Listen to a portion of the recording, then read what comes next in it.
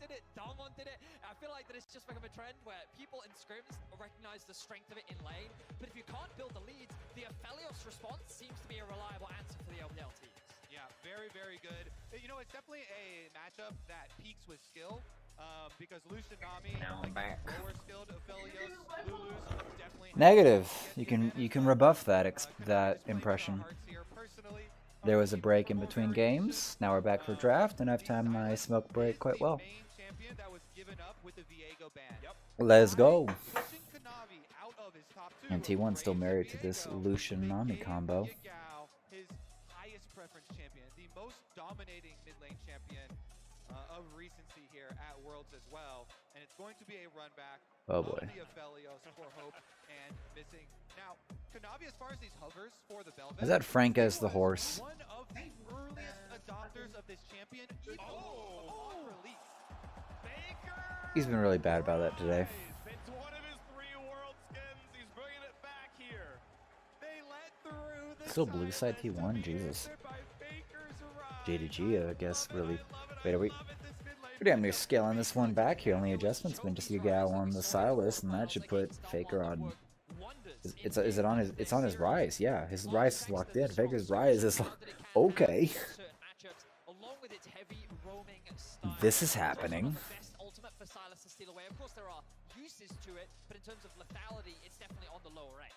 And they're really just T1 completely committing to this roam, to your pushing side lane style here with the rise. By giving over the Silas, you're thinking that there will be a gap there. Of course, Silas can still steal the realm warp and make his moves to the side lane as well. And we'll keep track of Yagao and how he does that. He's one of the best.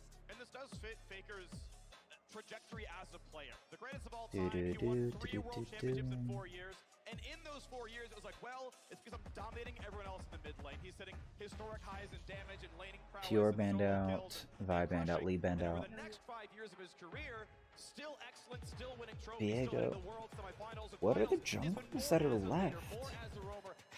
Graves? Graves is up and available, but I wouldn't put owner on that. His mechanics were kind of lacking. Kanavi's down for probably anything. You actually are looking at things like the Belva, maybe even a Seen very little Lilia. The Nidalee could come through. Beth, we got some Mad Lions nonsense in here. He's hovering on it. At least Hope's hovering on it for Kanavi.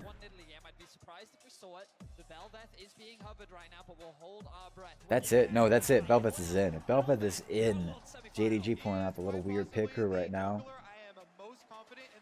I am not That's good for going in with Yagao on the Silas. But now we're just, once again, having a dive versus lockdown. The Faker has a lockdown. The Navi has the wave to rebuff any sort of dive. And then if this Poppy gets locked in, this is... Yone Azeus is kind of fine. He's taking it blind, which isn't exactly advisable for this Poppy. So the counter, the dive that's going to basically be necessary for Yagao or for Kanavi to get any value is going to be rebuffed entirely by this Poppy. The wave from Carry is Nami, and even Faker with this lockdown for this Ruin Prism. Dash, and if he goes Gale Force, Gamush is going to be plenty safe. Oh, the Mao fight from 369. We're having some freaking tanks in play. Oh my gosh. Okay, this dive combo just got sent up to 11 here. 3 from the top side with full dive. At least full dive goals. This is gonna be really interesting. Does LS have anything on this right now? We're gonna see if I can catch his reaction. Come here. Come here. Rock. Now we got an ad to roll through here. I'm gonna get Animal Dominate up as well. Just make sure these are Monte Cristo. Wait, Oblig's playing Bayonetta? Get out of here. World of Warcraft from Zyrene. Yeah, Yamada's streaming it. Let's go. God. Okay, I really have to pee though. So you might have to handle the well, I might even have Oh my god. I hate to tell you, but Dunn has also said it's JDG. Oh no, wait. Oh shit, wait. Alright. Okay. Guys, so the drafting here, that the only thing that T1 can rely on is Rise shoving and trying to roam sides. Okay. That is the only thing. All right, we got that from LS. Rise must shove. Still waiting for ads to run through on. Oh, This is the way T1's been playing the whole tournament, guys. They haven't been playing front-to-back 5v5 team fighting compositions. That's not the way they won. That's not the way they're going to win here. Just because they are worse at that doesn't mean that they're going to lose. You have to look at T1's strengths. Is it harder to play these kind of compositions? Yes. Is T1 the best in the world at running these compositions? Also, yes. Take that. So they would have been have RNG a few months ago, but now yes. Yeah. What are you? Load up. Come on. Now, a common thing that we've seen across the world throughout this has been this Oi. red ward, that the delayed evade. Yes. The junglers right now, JDG is ready First for it. first shot. Get the flash out from Owner. So this is really good awareness Oh, wow. from JDG because again, it's So thematically, one thing to point out is that T1 plays sides really well this game. Both T1's champions beat Silas in sides. Yeah, we yeah. just And talked Malphite, about obviously, Yeah, is yeah, just yeah. like Hold on, enduring change in it for like 2 sides. That's what I say. T1 didn't have side advantage in the last game because they had the Camille into Jax. They do this game. Yeah. real quick. And also, if you look at the Gen G versus Dom 1 game 2, when it was Yone Camille and Gen G had side control, as soon as Peanut steals that Baron, the game is just fucking over because they just 1-3-1 split. Is it hard to get Baron? Yes. Game capture? Yes, it is. Because you have to get a pick off. You have to get an advantage. You can't just try and flip it and turn. Okay. Let me just point out. Maybe you what could with the the- Rise ult, what in actually, but God's you have to name like turn is onto one this of the paint flanks really design fast. on Monte Cristo? This will be Watch how interesting. T1 plays. What is this? This is not. Oh, game. Oh boy, this is getting actually really crazy right now. That is first blood here. We just missed it. Sorry, boys. What? What? Oh, we just missed first blood. That's Guma just went down. Oh no. Oh no. Problems on the rift. Come here. Get back here. Both missing and Hope at the same time. While Kerio was positioned behind him, and Hope and missing, they don't hesitate. They slap him back down. They immediately punish him. So even though, he gets that counter kill, it is first blood money, and it is a better site for that money to go to into the hands of the AD carry. Oh, come on. This was an issue for Gumayushi during the regular season. One of the biggest criticisms that T1 had was that their bot lane wasn't as consistent, wasn't as reliable. Oh, come on. Everyone was like, but Guma is shaking all that rust off. He does not have any of those There we. problems. What was the problem? What was the problem? Alrighty, we're back. And I feel like that he didn't need to be that aggressive at level 1. You can see the idea, but a big mechanical blunder from him on the individual level. Honor, Kanavi, Faker. We got a little caterpillar here, but Faker's about to have himself in a big bit of trouble here. 300 health. He's about to go down here. And this stun up. Honor's about to play defense here, but he's going to die for it. Faker's going to be able to get off into the back side. He's going to be able to back. Is Yao going to catch him? Oh, this is so close here. He needs to get deeper. Do you guys see him? They will not see him. There you go. I think Nose doesn't even get the connection. Faker's time this out here. I think he's going to get the execute off. Tower shot. Tower shot.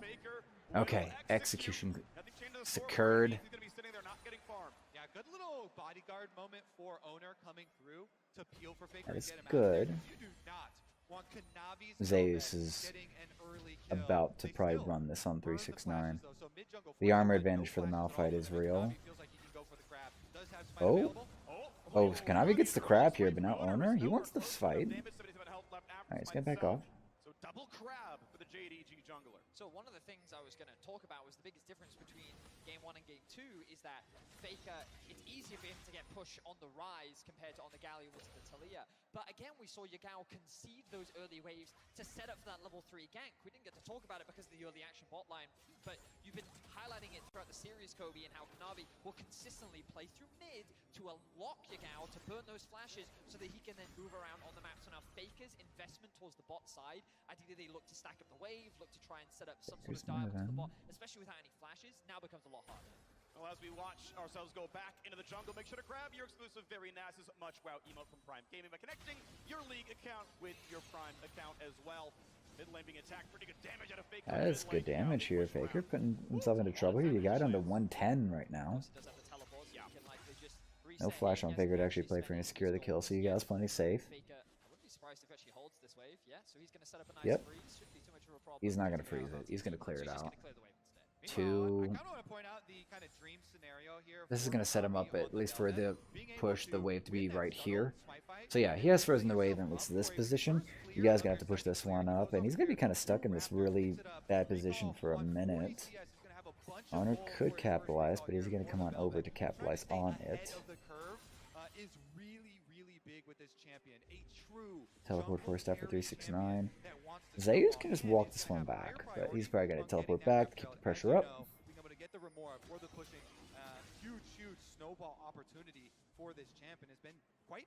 Oh no, Zeus going to walk back. I like that. Let's go. Talking about jungle, we also have to talk about top. Often JDG are a very good topside focused team. They do invest a lot early in terms of 369, but we haven't talked about this matchup at all. In terms of the early game, it often is Yone favored. He can get a lot of favorable trades. Malphite doesn't offer that much. But there's a certain break point around like level 7, level 8, level 9, where he can really start winning out on the 1v1. Starting off with the Warden's Mail already will make this matchup inherently harder for Zeus to bully and push 369 around. Got rid of all the wards. Let's, well, Vedis is pointing out where the 9-drip topside starts to adjust around 7, 8, 7, level 8, 7, and so on. No contestant on the Hex Drake, so slow pacing. Bubble goes through. Gumayusi still follows through. He gets polymorphed. He's going to be down here. Healed has been used. Time to move. Your owner has arrived, but it's just going to be here to help, trying to move everyone back, help the retreat.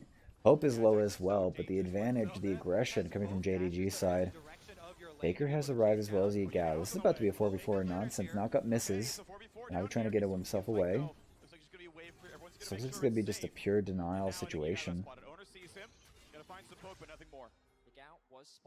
And JDG can get themselves exited stage left. Now he's going to get the Drake for this. Ward's going to spot it, but I think T1's going to give up first Drake again here. That's first blood and first Drake over to JDG. That's decent monies.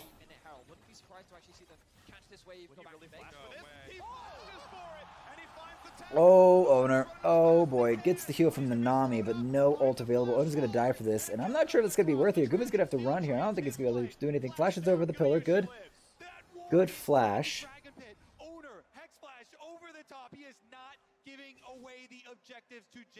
I like that from Owner. That is some big dickedness right there. Flash. I thought Gumayusi was going to donate. Oh, he level 1 invaded that ward though. People. Gumayusi decided to donate. Okay. Faker having a flash there is definitely not good. I mean, all their champions are really good Hex Tech soul or Dragon users.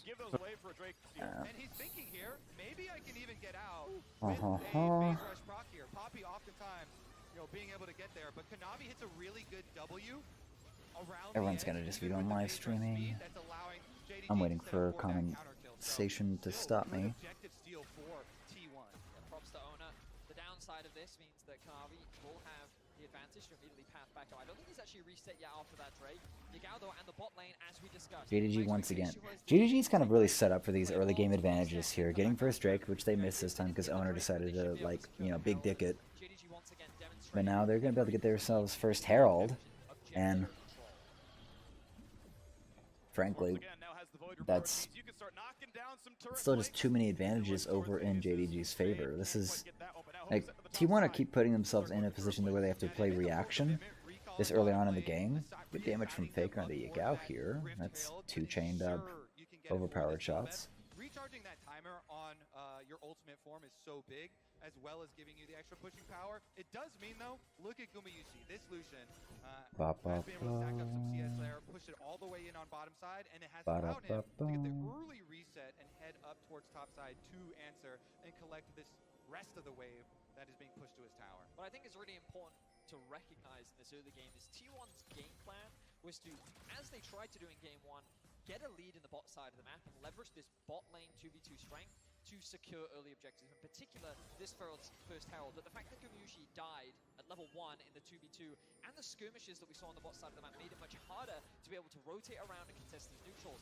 And now you can see that JDG's bot lane is in a much better position to receive these resources. Earlier I thought Kanavi would drop the Herald up towards the bot side of the map, but I expect him to funnel that gold into this bot lane to try and keep Hope on pace or even ahead of Gumyushi. Oh, Gumyushi topside here, trying to actually get something done here. Hope's going to eat a bit of that calling. Puts his ulti down. Of course, now down to cooldown. As Hope's going to try to regen back up with his red gun, but low on ammo and a nice Q snipe comes across. Good piercing light. Last game coming down to so many key objective fights. Jungler still matching bot side here. Owner a little bit ahead. Getting the first dragon for themselves, setting them up for possible stacking as well is really big. I think JDG after that first game as well, they're so used to people underestimating them. Yep. Even though they are the LPL champions, you know, in the LPL, they are one of the least popular LPL champions of all time. Does not have the huge fan base, has a lot of doubters, and still, yet That's an ult in. That's an unstoppable force here on the Zeus here, and Kanavi's going to need to come on in. This is going to be a little bit weird. Knock him on to owner. This is going to be a turnaround here, and there's going to be the inbound soul here. This is going to be ultimates on in. JDG 369 is down. Zeus has pulled himself out. Now Kanavi needs to try to get something out of it. The knockup from Zeus is going to save owner's life, and that's going to be at least one kill, but Yagao has arrived. Wave's been pushed out here. Ultimate out from Hope. Polymorph Gumyushi, this is getting a little dicey here. Topside here missing, just face taking into this here. Carry's gonna have to play defense for his AD carry, but that's gonna be a very low missing. Flashes are available for the runaway. Now bot side still flanning, and Faker has arrived here. He's gonna be the counter play. Zeus secures Yagao, and Faker's gonna run forward and let Kanavi escape. And that is a bunch of cross map madness, but organized and secured by T1. Was so amazing. 369. He gets the victory in game number 1. But game number 2 here, the revenge of Zeus gets the kill onto him, as well as avoiding the tower dive there with the soul unbound. Beautiful play for him. And now, with 2 kills on this Yone, he can really show why T1 invests so much faith into all these top lane carries they pick for him. Huge, huge, huge skill peak for this champ. Take a look at this and the setup. You can see the investment of the ultimate from 369 was just too early. Yeah, it's a Q in into ult, and just gets the full batch of damage out that he can before he needs to pull back. And Kanavi, they kind of split focus here. They're going in between Zeus and Owner. Oh, the dash back here saves so many lives here. Just a little bit of fancy feet, and then Yagao's just overextended knock up from Zeus. And we're back. Herald has arrived as well into this interesting 3.5 v2. Gets some turret plate, gold. Gentlemen, I think we're in for another close game. The gold is pretty much dead even. The Herald will be dropped, which means the bot lane of JDG will find further advantages. Hope, though, that's gonna be a bit here, and then Hope's gonna go in here. He's gonna dodge out here. Super low here. Oh my gosh, shield is out on him. Missing's gonna try to grab the last little bit of damage onto this turret, but it's not gonna be enough. Yeah, meanwhile, Kanavi just on his own taking out this dragon. It's gonna be second drake secured. They will actually get. Look at this ward. Yeah. He's not letting it happen again. That just gave me flashbacks to the last one. They've got a ward over the back this time. They don't want to let anything go through. No more steals from Owner. JDG have decided to play the game well. And Zeus a little overextended. As Kanavi picks up that wave. The most important thing about that bot side skirmish was the fact that while Gumyushi and Carrier were struggling in the bot lane 2v2 and Hope was being funneled all this additional gold, now T1 have a very clear win condition. And sure, Yone's not going to be easy to play in the late game with the Malphite, but being accelerated is nothing but good for the T1 top side. Baker, I think you're in trouble, my guy. And there's plenty of CC available. He's got to run in the opposite direction here, but he's actually dodging out a decent bit of damage here. There's going to be the ultimate, but the knockup's going to cancel it here, and there goes the teleport. Faker is going to go down. And that's a little disappointing, but T1 need to find a few more advantages here. They've got to find their way to actually get some leads here, because JDG, this is now 14 minutes into the second game, and JDG had been pretty consistently ahead of T1 in this matchup. But it's fine for 369, easily able to soak it up and tank. Clearing the ways back and forth. A 10 CS lead for Zeus as we are on the way towards the Mythic on 369's side. Blue buff taken away by Owner. Faker TV's back into the top side to clear his own wave. Up farm here as well. Obviously, Jungle has a big lead on the JDG side. see how that plays for, but a very close game. Tied in gold, tied in Drakes, and once again, we have the Cloud Rift on the way to a Cloud Soul. So in terms of where the gold is distributed, a lot of the gold advantage for JDG is actually in the jungle. You can see that Kanavi sitting at 112 CS, just slightly ahead of his own mid laner. This is pretty common for him. But as 369 secures that ball, a lot of the gold is actually sitting in the hands of Gumayushi, who's not that far behind Hope, and of course in the top lane. As now Zeus looking for a bit of a Zeus, he misses that ult. Now 369 is looking for the teleport back. But now it's going to be Zeus all alone. Here Yagao has arrived here, but Zeus is taking a long time to die here. He is not dead yet. Kanavi has to flash in, actually get that ultimate. Get that kill secured. So that takes a lot here. Can T1 actually get anything cross-map here? But Hope and Missing have arrived in mid lane. And I don't know if Gumayushi wants to let him go here. It's going to be a dead Hope here. But Kanavi has arrived. Knock up on to Keria. Owner. Oh, he's going to put him in. He's going to flash, knock him up here, knock him up once again here. So Crucified is Kanavi, but there's not enough damage actually to follow it up. Not enough damage just from Gumayushi. And there it is. Kanavi forced away. Guma with low mana, but dominance asserted. Faker, I think you're about to get caught out again, my guy here. Slowed up here. No ultimate from C69, but no, they're going to be able to get themselves away. Yeah, no CC other than the polymorph from Missing available. And I don't think you want to deny that polymorph until the teleport if that Rise can 1v2 you guys. It's not clear that a Squishy Lilia or an armor-built Malphite would have a chance. So Faker gets to walk away. I think we're about to see the moment that JDG have been waiting for, when they have the teleport ready for 369 and be able to get him into one of these team fights off a teleport ward, and boom, Malphite ultimate. He's been soaking up pressure this whole game, waiting for the big moment where he gets to win the team fight for his team. And T1, can they stop it? They must sweep through and clear out this vision so that they don't get surprised. Faker coming to join the rest of the team here on the Rise. He's got Realm Warp available, so he could go mid push from JDG. Still be within range. We're trying to catch up. That's going to be Shirelia's used. No pick acquired. Now the back off. JDG going to try to create a trap. We're going to be on Cloud Soul once again for map 2 here. Game 2. We talked about last time. So there's a long open lane here, but no wards set up to support it. And really, they're just thinking about trading this bottom side dragon that is going to pull JDG's attention. T1 have set up this trade very nicely. Faker getting that deep push, as you highlighted, Kobe, along with the mid. Yeah. Oh, that's going to be a catch over, knock over. Kanavi to be forced to push away. That's a Hex Flash used actually by Owner, I think.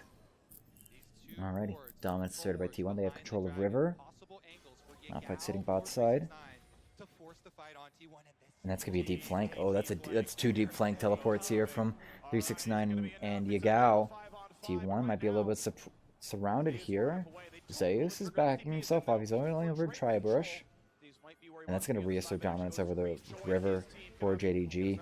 Yagao's gonna get himself over into the Dragon Pit, and now the Dragon's gonna get started up by JDG. It's gonna be the Sacred Drake here. T1, do they want to look for a fight here? Owner, no easy flash in, just the Hex Flash available. But he's gonna push out. He's gonna get them a little bit more purchase.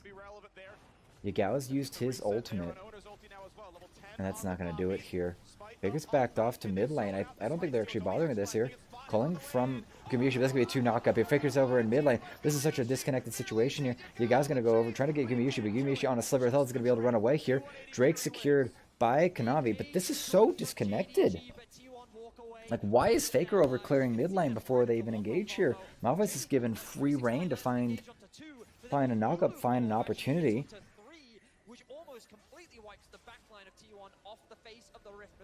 That was such a weird disconnect here, watching Faker just walk away from that fight. Between these two teams, every single objective, another battle. As you pointed out, big engage there from JDG, and Yagao even flashing over to try and finish off that kill with the chains onto Gumayushi. Even though they don't get it though, they get the dragon. They continue their stacking for the side of JDG. Both teams not giving an inch in any of these fights. But imagine if Owner hadn't gotten that clutch steal on the first Drake. JDG would be on Soul Point, And Zeus probably needs to be on 3 items where he's a huge threat. Otherwise he gets stopped up by Malphite. Decent damage towards Carrier. Not going to matter too much, although 369 obviously pretty much impervious to the current team of T1. And we're about to see this mid game. This is why we got so excited for this Malphite pick. It's not for the lane phase. Correct, yeah. It is for these mid-game fights here. And 369 is a monster now with both Crossfire and wow. attack speed, AoE Yeah, good point out by Kobe. Frozen Heart and the Fist Gauntlet. Plenty of tankiness on his side, and there's no armor pin other than just a flat armor pin from the serrated Dirk onto Guma. So he's going to be a proper tanker from 369. Big wave. Going to push away JDG. Can they actually isolate? Double knockup here on to the back line, but he's actually going to go down here. 369 is dead here in the back line. T1 is still safe. Knock up over onto Zeus, but he is not going to be able to get jumped on here. Now JDG on the back foot. They need to kind of run away. Yagao isolated, and here comes the calling across here. And Gumi is going to actually knock it and spread it, and Gumi has overstepped it. The knock up and the damage has been secured. Now it's just Faker for the big damage here. Owner backing away with his ultimate. And I don't like the odds for this for T1 now that Guma is down here. Hope 1.5 items on this Aphelios, but I still don't put it past him to be able to carry at this stage of the game. It's going to be all on Faker to put out any more damage, but it looks like we're going to neutralize. Topside push from Yagao. Probably going to be able to actually get a... Yep, Faker's going to meet him. Catch that wave. Yeah. 369 finds a good opportunity, but there's nothing on the side of JDG to follow this one up here. The wave pushes everyone back here, and the moment he sees Gumayushi and Carry, he's close to dying, gets the knockup, but everyone arrives just in time to watch Gumayushi and Carry fall away. And it's not like there's not a lot of vision in this area. Gumayushi reads that blind. But all this damage, the knockup from Kanavi is beautiful, and that actually neutralizes the entire advantage that T1 were working with.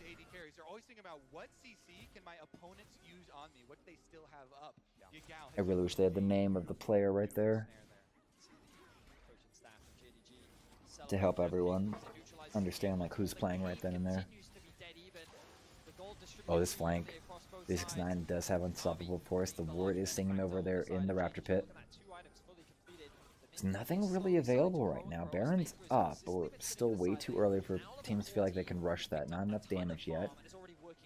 2 items for Hope, 2.5 for Gumayushi for the 80 carries, and that's gonna be the consistent damage that can pull it out. T1 may have better Baron taking power, especially with the Yone. Oh, Zeus, he's caught out. This is not going to be good for him. He needs to ult away from this. He's going to go on in. He's going to jump back. Faker has arrived here. It's going to be big damage put out, but they're still going to be on the retreat. Kanavi trying to go forward. And I think they might be aware that Owner has arrived. Good AoE damage from Faker to dissuade. This still puts JDG in the driver's seat. There is yet to be a point in these first 2 games where it feels like T1 is properly in the driver's seat. Every time they're starting to edge out a fight that would put them properly in the driver's seat, JDG find a catch, find a pick, and it ruins the situation. And I think Faker and Zeus are... It's a 3. Carry is here to actually support this one. Gumayushi's going to give it away with the ward, but they're so far away here. It's going to be a run across. Teleport's going to come in. It's going to be 369, and he's going to be the front line. This is actually going to get really crazy. 2,000 health on the Baron. That's going to be a smite. Owner catches it. Can T1 get out now? Yagao. Oh, that's such a quick cross-map play here. The use of the teleports and the realm warp to get everyone rapidly into the Baron pit. And that's what I was talking about. With a Yone and a Rise and a Lucian, the damage onto this Baron is insane, and they nail it. Good flash from Carrier, but now this is not going to be good, and that's going to be Owner down. The advantage that T1 just had has been taken away. This is what I'm talking about here. JDG do not give T1 time to breathe to take advantage of what they just acquired here. Kamish's going to go forward here, and he's going to put Hope really low. That was... Oh my gosh, that was so scary to watch. That was scary. Kanavi is going to be on the flank here, but Guma and Carry, I think they've overdone themselves. 4v2. This is going to actually throw it. He's going to throw away the advantage they've got here. Gamish is going to sort of run from this. He's going to flash away from the ultimate. Carry is still alive here. Good step back, but Gumi, he's still down. This is still too much. Third Drake. Oh no, this is gonna be Soul. This is gonna be priming JDG for Soul Point. Faker and Zeus, they need to get this inhib if they want to have any real trade on this Carry is coming up to help support this. This is going to be an inhib trade for a third Drake on the side of JDG. Oh boy, Yagao is coming. Oh, they're going to catch on to it. I'm sorry, 369, but you don't even get to ultimate out of this. Unstoppable Force is not unstoppable if it is not activated. And T1's going to take inhib and a kill onto the top laner and get themselves on out. There's still just these three left with the Baron buff, and they haven't really used anything with it. It's a 500 advantage. Realm Warp into the middle. Owner's there to play defense. They're going to get this turret. It's going to put them 2 turrets ahead. And the gold's an advantage of T1, but sometimes it's posturing. Sometimes it just doesn't feel like T1 is actually in the driver's seat of this game. They are having to slither their ways into certain parts of this game, into certain parts of the map. This Realm Warp is actually breaking this game wide open. Faker's Realm Warp usage is actually allowing T1 to make plays that are not normally like within realistic calculation by most even good teams across, like, forget the Western world, just the Eastern world. Map movements from T1 here in game 2. It's just so smart because they're playing to their calm win conditions here. And it's gonna open up. They're gonna get all, yeah. All 3 hour turrets are gonna be gone here. This is where the gold jumps. This is actually gonna be the biggest lead we've probably seen for this entire series inside of, you know, yeah, 2 games, but it's been so good. It's been so close. Gumayushi, he wants Hope. Hope is going to have to flash away here, but Gumayushi's got him here, and Hope is down, and Gumayushi takes it. Now, JDG, they need to play the clap back here, but can they get Faker? Can they get even Gumayushi? Can they get Zeus? And that's going to be a full jump through. Missing's going to go down here. Zeus is still alive here, and that's going to be it. JDG have overextended here. That's 3 down here. Yagao goes down. Double kill for Zeus. And it's just Kanabi and 369 standing. This is a blowout now. This is finally a blowout here for the second game here. This best of 5 here. T1 are in the driver's seat. Timers, death timers, 28 on Yagao, 15 on Missing, and 9 on Hope. I only think they can get, they're only going to get the inhib, and they're going to run away here. They want the other turrets. They want to jump their gold lead so far ahead here. 5k ahead right now. Baron not even in hand. And they're going to run that. The gold lead jump. This is the biggest, like, most standout gold lead jump we've had so far in this series, and this is clinical right now. JDG are going to have to actually find themselves a really solid counter punch if they want to get this. There's the Gumayushi catches that, clears it out. But this is the counter engage. Great Zanyas from Faker. The knockup doesn't take him, and there's no damage on him even yet. Only now has there actually been a couple, and now Gumayushi, Zeus has just been able to jump through, catch Missing out. There goes the support. Yagao's overextended. They just collapse on him. He doesn't have a chance. Double kill over, and Kanavi just has to run. I like the initiative from JDG, but the Zanyas was clutch from... It was just a stopwatch, but golden hour for Faker secures that fight. He cannot be punished. It is like a rapid fire test. 1 second to answer. And Guma's turning it up here. Hope, 2.5 items versus 3.5. The 80 carry disparity is wide. Item advantages 3 and a solid half for Faker, 3 and nothing. Not even a component yet. So Yagao is going to be kind of left very lacking. He has yet to even have a chance to go off here. Once again, this is kind of where we're watching. Dive doesn't win you these games. T1 had a dive comp in game 1. JDG have a dive comp in game 2. And it's the receiving comp that's good enough to actually, like, sort of counter engage and reactively counter punch from the dive movements that is winning these matches. Even just the stopwatch from Faker secure, like, the fight from them earlier there in bot lane. So next thing, so Baron's going to be up next. T1 should be posturing for that. JDG's locked up in their base. There's not much they can do here. 2 inhibs down. Top inhib will be respawning soon. 23 seconds on that. But they're looking for the pick here. Gumayushi's going to put out a lot of damage. This wave's going to get cleared out. But here comes the Baron take. And JDG moves. They could try and move side. Gumayushi's going to be out here. They're trying to keep this mid lane pushed, making sure that JDG cannot get too much ground on this. Baron's going to be secured here, but now T1, they need to regroup here. JDG's going to get bot side control of the river. Gumishi's still trying to poke. He's got missing down to half. Yagao on a long flank. But there's too much vision. JDG cannot contest here. They cannot trade Cloud Soul for Nexus. That is not a worthy trade. Now T1, they've put JDG in just awkward enough of a situation. They're collapsing onto Zeus. He's going to get out. He's backing off here. Oh boy, this is going to get crazy. He's actually going to go all in, but there's the unstoppable force here. Zeus is in trouble. He's going to go down from this. This is not enough. He dies for it, but that's going to be second Cloud Drake secured for T1. Yeah, it's going to be second Drake. They got the Hex deck way early on. Alrighty. 5,000 lead for T1. There we go. Alrighty. So 4 Baron buffs, and that's enough. Gumayushi, oh, he's gotten his confidence up here. He is jumping forward. 3 items on the Aphelios versus 4.5. Gumi is ready to push this. He is ready to find a pick and secure this win. We are looking like we are in store here for a 5-game series, and I am all for it. Area? Oh boy, that's a flash. They're trying to engage here. JDG, you want to catch this on the back here, but that's it. Oh my gosh, this is actually about to be a massacre here. Faker's backed off here. Zanya's Hourglass's knife is going to teleport back in to try to save this. Vicaria is down here. Gumayushi standing in the brush. Zeus has arrived. JDG overextended. They're in the base here. Faker's in the base here. Kanavi's going to have to play defense. He's going to realm warp out.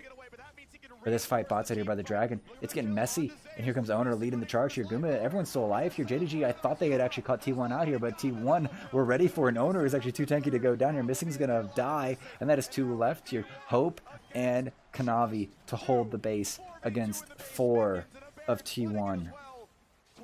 And this doesn't look like they've got a chance here. Crit Cloak acquired is great and all, but I don't think Hope has the damage necessary to pull this one. He's going to try to get himself here. Red and blue guns is playing for AoE, and it's going to be pretty good. Oh, that's going to be huge. Here, Zeus goes down here. Hope actually might be the Hope JDG need. And the inhibitors are back up here. We're about to have a deft relapse. And it's going to push them back here. Hope's actually going to be able to push back T1. JDG have held? JDG has held. And now T1 need to recollect here. 6,000 gold lead, but the scaling on the side of JDG is stalling T1 from holding this one out here. And Hope, he's 3 items in. Just because you have item advantage doesn't mean that the other ADC is not activated to do impactful damage. This got so crazy here. Keria buys so much time here, going in and out of the brush. Just providing so much time and space. Yuguma staying safe. Zeus just comes into front line this, and he wants missing. He wants 1v2, and the damage from Zeus is here and real here. Gumi is here to support him, and this bot side jungle is so free. Owner's too tanky. They can't take him down here. Hope is just forced to run away because he knows the damage is coming. He has to stay alive. Faker, he's going to round warp away here, but Hope's going to find him. This is not going to be good here. Too much shielding. Polymorph is going to delay it. Faker's trying to move away. He needs to find something. He's going to get rid of this wave, but Hope is activated. And there's just not enough damage. Oh, he's running on in here. Oh, this is not good. The ult goes away, and that's going to be the engage. And now it's just down to Gumayushi to actually carry this, but he is way far forward. He's going to dodge it. Yagao's going to go golden. And now here comes the run through, and that's going to be Yagao down and dead here. Owner's going to run. Owner's going to go, but Hope's been put into stasis from his Guardian Angel, and there's no hope here now. JDG are going down here. Game 2 is going in the favor of T1 Kanavi. It's going to take a second, but Gumayushi will secure it. 7, 3, and 4 on the Korean AD carry, and that's game 2 to T1. Let's go.